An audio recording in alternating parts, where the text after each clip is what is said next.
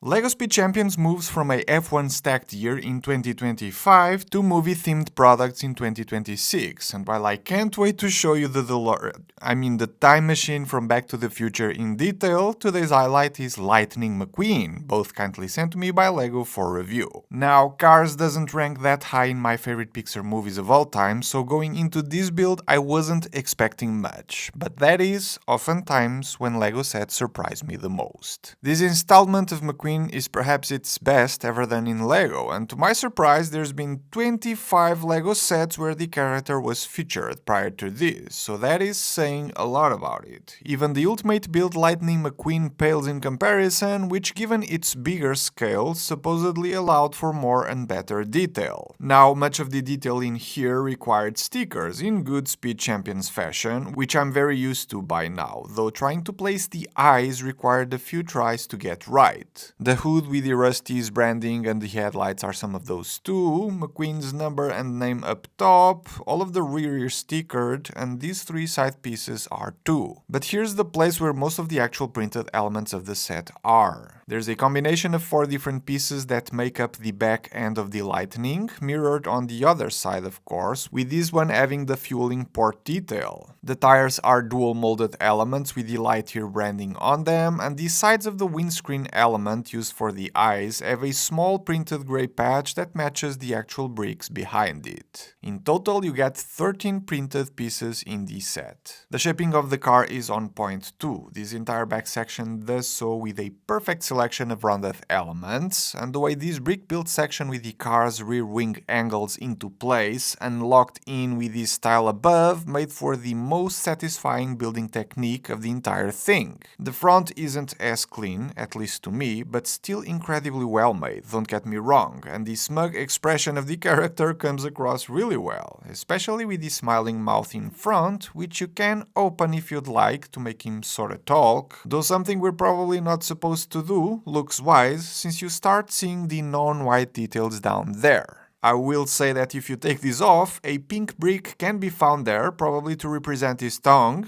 Funny detail, as is the fact that a few more pink pieces hide behind the head where the brain supposedly goes. I don't really get Cars anatomy, but that sounds about right. The early steps of the build were looking really strange, as most times you start with a regular car frame, but all of that was there so that even the underside of the car could be detailed, with the drive shaft in the middle or the exhaust pipes going to the sides, a simple but important detail you can see when the character is upright. KA-CHOW! When preparing this review, what struck me the most is how good this thing looked on my desk. It's like the perfect size display piece for fans of the character, while doubling up as an awesome playset for kids. Price-wise, it was bumped by $1 when compared to single car sets from 2025, but at 270 pieces and an IP license with it, $28 isn't terrible and still quite affordable, while giving anyone who gets it a great build with a bunch of printed elements and an amazing display piece or playset depending on who you're getting these for. Like I said, Cars isn't my favorite Pixar movie, I'm more into The Incredibles or WALL-E, but this set got me really impressed overall, and I think it will be a wildly popular product in 2026. Instantly going on back order when it becomes available on January 1st, links for purchase down below. That and the DeLorean of course, but that's the topic for the next video, so keep an eye out for that. Thanks for watching, and I'll see you all